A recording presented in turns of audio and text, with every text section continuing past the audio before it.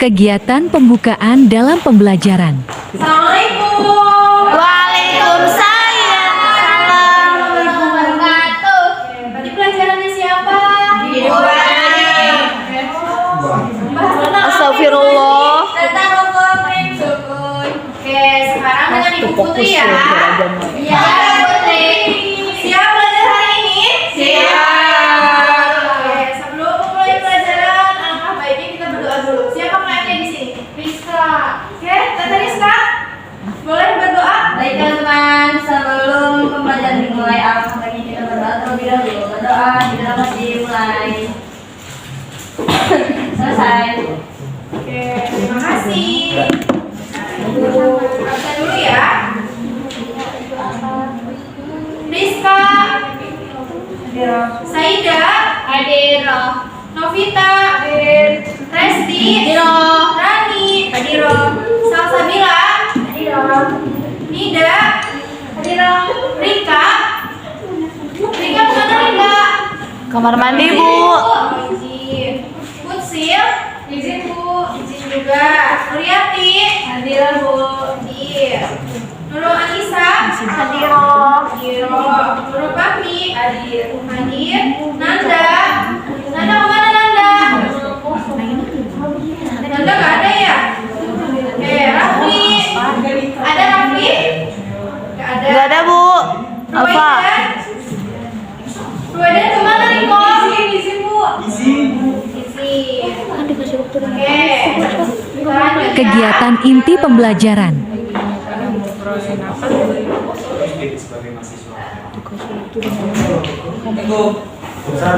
Waalaikumsalam.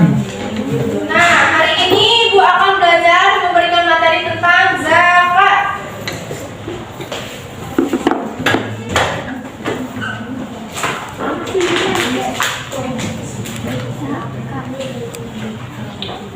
Materi pembelajaran hari ini ada 3. Yang pertama ada ketentuan zakat dalam Islam, yang kedua ada hikmah zakat dalam Islam, dan yang ketiga ada penerapan ketentuan zakat.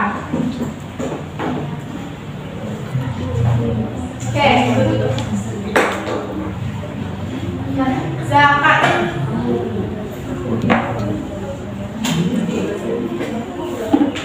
Siapa yang tahu pengertian zakat? Ada yang tahu? Suci.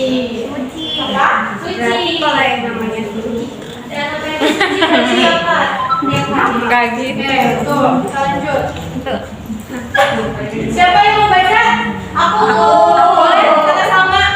Zakat berasal dari bentuk kata zakat yang berarti suci, baik, berkah, tumbuh dan berkembang. Dinamakan zakat karena di dalamnya terkandung harapan untuk memperoleh berkah, membersihkan jiwa dan memupuknya dengan berbagai kebaikan. Dikutip dari fikih Sunan Said Sabi, Alhamdulillah. Ya, sudah sampai sini aja dulu. Nah, jadi zakat berasal dari kata zakat yang berarti suci, baik, berkah, tumbuh dan berkembang. Nah, zakat juga ada macam-macamnya ya. Yang pertama ada zakat apa? Zakat fitrah. Fitrah.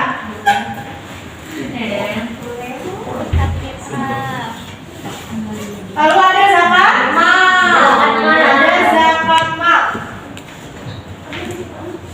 Nah, kalau zakat fitrah itu berupa apa? Berupa uang atau beras. Uang ya, uang atau makanan pokok. Makanan pokoknya berupa beras. Berapa perhitungannya? 2,5 sampai 3 liter. 3,5 liter ya untuk beras. Sedangkan untuk zakat mal, zakat penghasilan. Zakat Hasilan. Besarannya berapa? Besarannya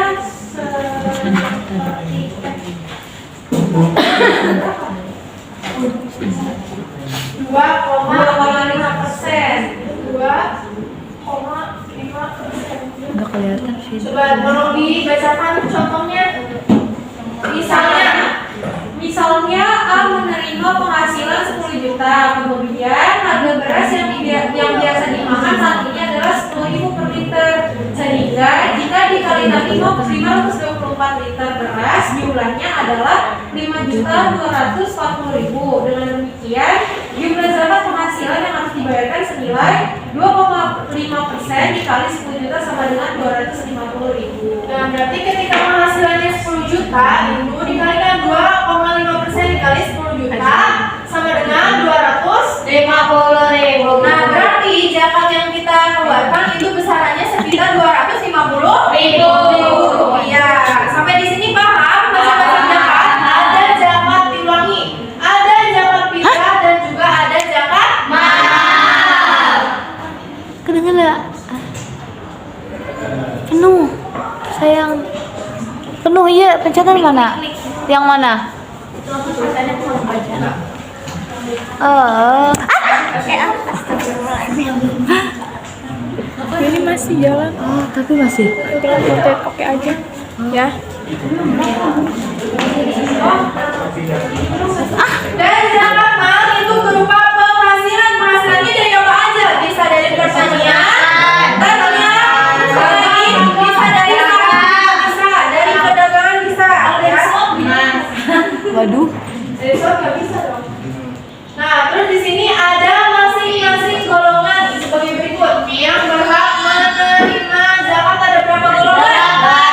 Coba dibacakan semuanya. Yang pertama, Jazmin, yaitu mereka yang hampir tidak memiliki apa-apa sehingga tidak mampu memenuhi kebutuhan pokok hidup. Yang kedua, miskin. Dan miskin, mereka yang memiliki harta namun tidak cukup untuk memenuhi kebutuhan dasar untuk hidup. Yang ketiga, amin. Siapa yang amin? Mereka yang mengumpulkan dan mendistribusikan zakat. Yang keempat, apa pengertian mualaf? Mereka yang baru masuk Islam dan membutuhkan bantuan untuk menguatkan dalam tauhid dan syariah.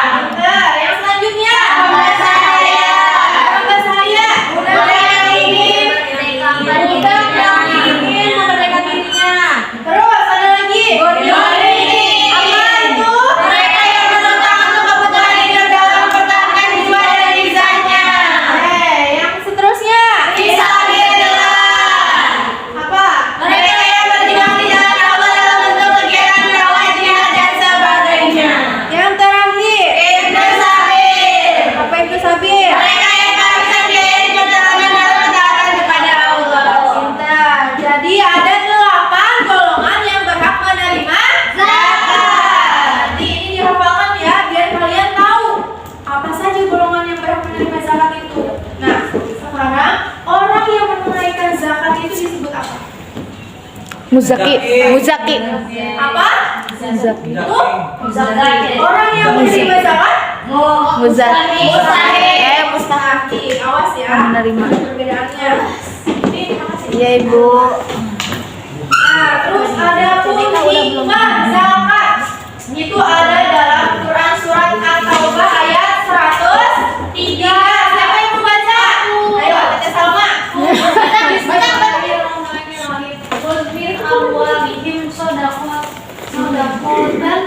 tutahhiruhum wa tuzakkihim biha wasolli itu wasolli Ya. wasolli alaihim. Artinya, ambillah zakat dari harta mereka guna membersihkan dan menyucikan mereka. nah ya, jadi hikmahnya sudah disebutkan dalam Al-Quran surat At-Taubah ayat 103. Ingat-ingat ya, Quran surat At-Taubah ayat 103. Nah, sekarang ada hikmah zakat bagi mereka yang melaksanakannya. Yang pertama, menyempurnakan iman. Yang kedua, menghapus dosa. Yang ketiga, membersihkan harta benda. Yang keempat, melatih kerendahan hati. Yang kelima, meningkatkan rezeki. Yang keenam, mempererat persaudaraan. Dan yang ketujuh, terhindar dari siksa neraka.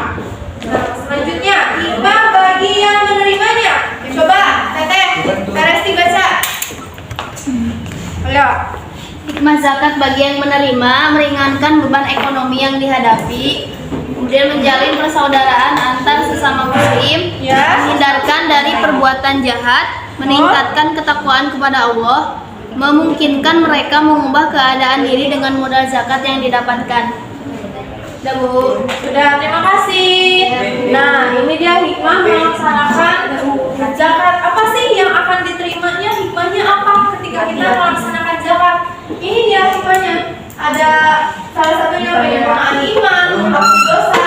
sebagainya. Juga apa sih hikmahnya untuk yang menerima zakat? Ada hikmahnya juga untuk yang menerima zakat. Yang salah satunya meringankan beban ekonomi yang dihadapi. Nah, selanjutnya ada penerapan ketentuan zakat. Ya.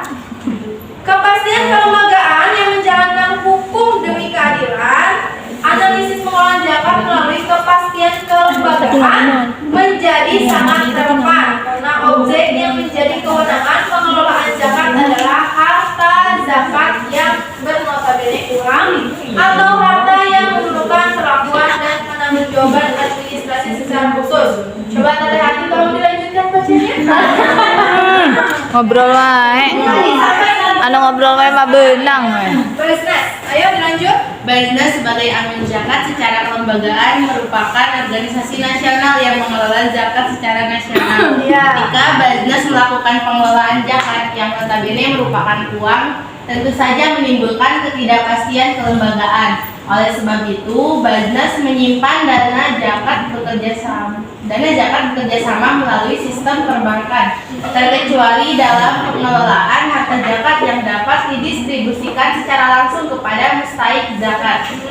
Demikian halnya dengan lembaga amil zakat lainnya yang memanfaatkan jasa perbankan sebagai tempat penyimpanan harta zakat. Berdasarkan analisis tersebut, maka kelembagaan pengelolaan zakat dalam perspektif kepastian kelembagaan menyebabkan ketidaktepatan peran dan tugas Basnas dan lainnya dalam pengelolaan keuangan zakat. Berdasarkan hal tersebut, maka dapat disimpulkan bahwa kelembagaan pengelolaan zakat yang ada hingga saat ini belum mengalami sentuhan dari agenda pembaharuan yang mendasar, sebagaimana prinsip-prinsip pemerintahan yang baik, efektif dan efisien dalam menata kelembagaan zakat di Indonesia.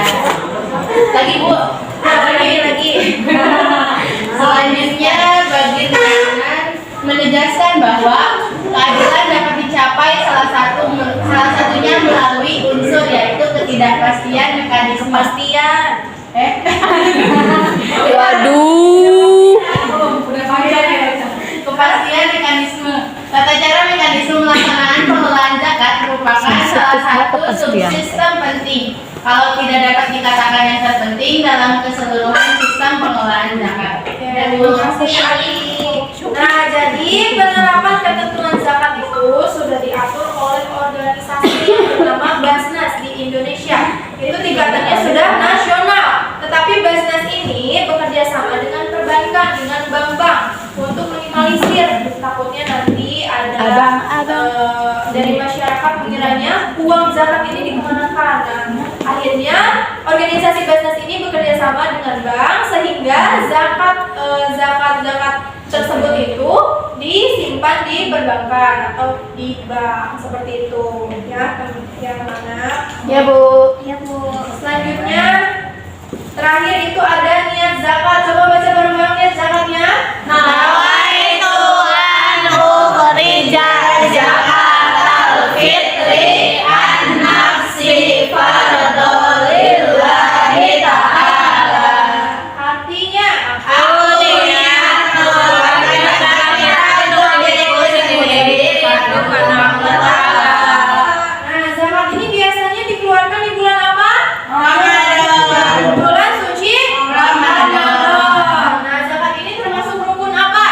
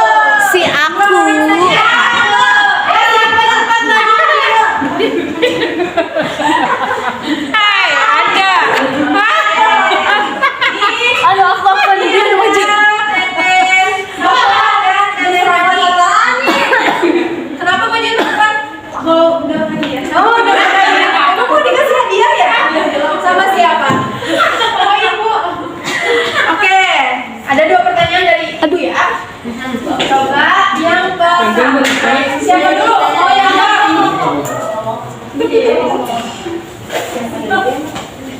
Oke, yang pertama untuk teteh sama, coba sebutkan 8 golongan yang berhak menerima zakat. Wah, tadi 8 yang pertama. Ya.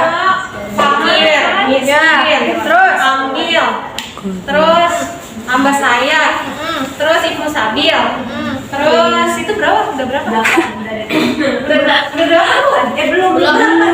Gorim belum. Coba lagi. Yang pertama. Kuliah. Fakir, miskin, amil, mualaf. Mualaf kan ibu ya? Terus hamba saya, ibu bisa ambil. Bener gak teman-teman? Bener. Bener? Tepuk tangan dong.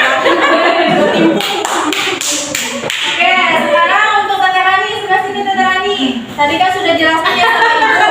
Ada dalam Quran hikmah zakat itu ada di surat berapa? Al-Quran surat berapa? At-Taubah ya? 103. Benar kan teman-teman?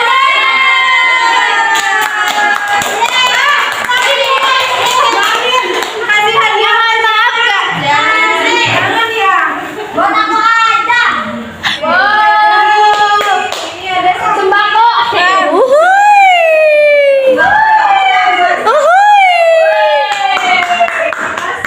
Saya tadi bilang.